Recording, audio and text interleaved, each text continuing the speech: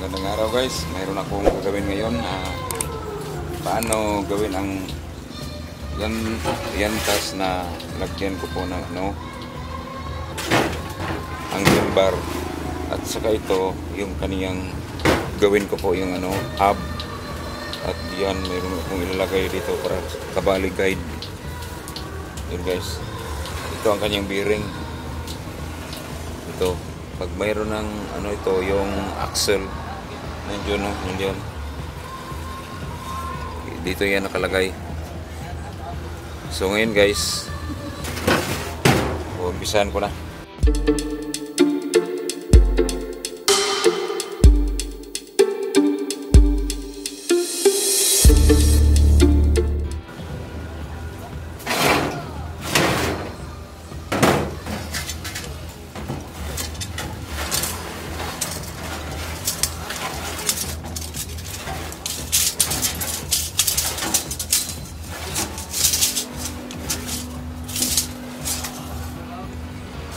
Ito ang yung sukat. Nilagyan ko pa ng allowance to para hindi ako ma-short.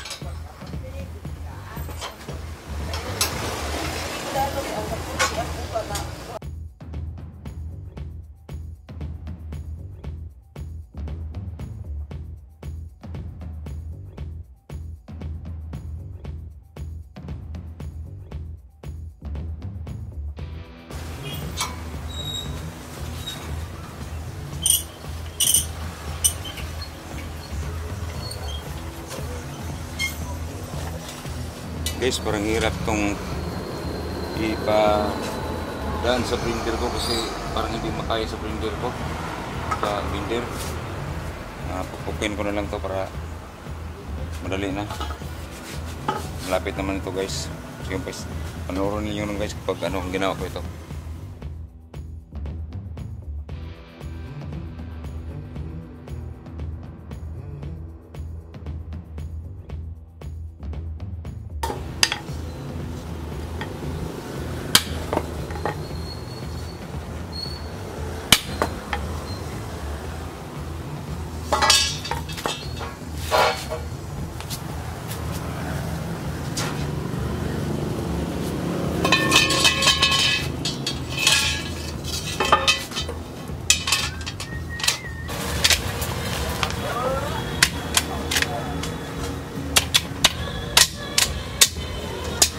Pwede na to guys.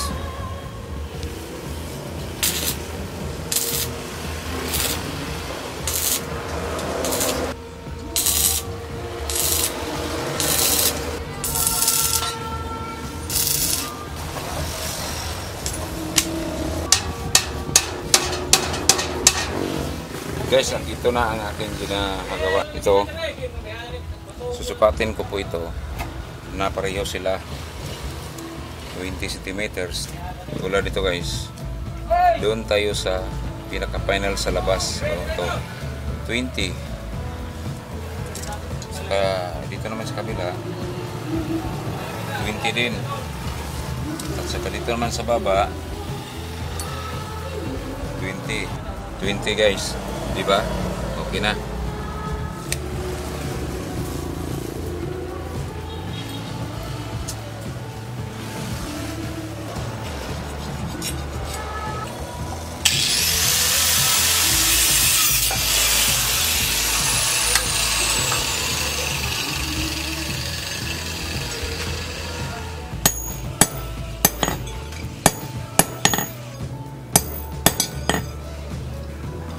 Straight right. Kailangan ma-straight talaga, walang luktot.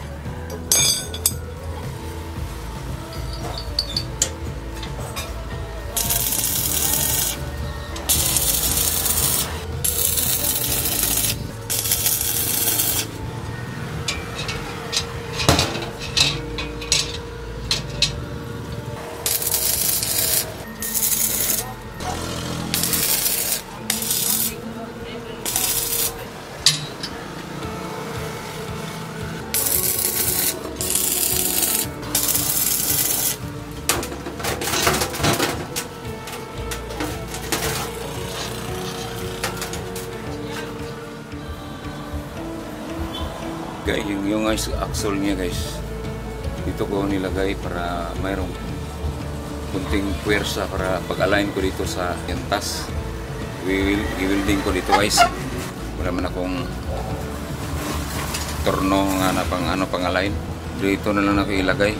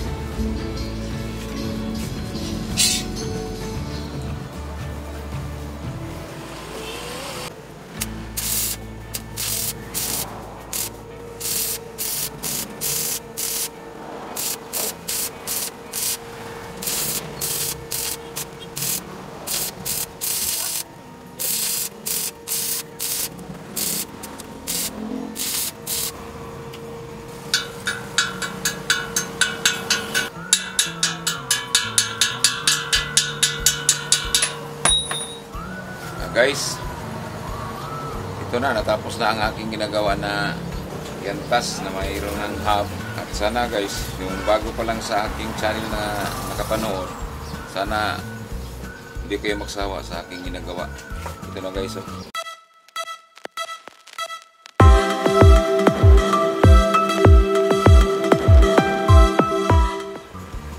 Yung bago pa lang sa tumingin sa aking channel guys, sana huwag kayo matubili na pindutin yung notification bell at saka lagi kayong updated sa aking mga ginagawa para lagi naman kayong makatulong sa amin. Okay, sana guys meron kayong mababait na mga puso. Okay guys, muli, salamat.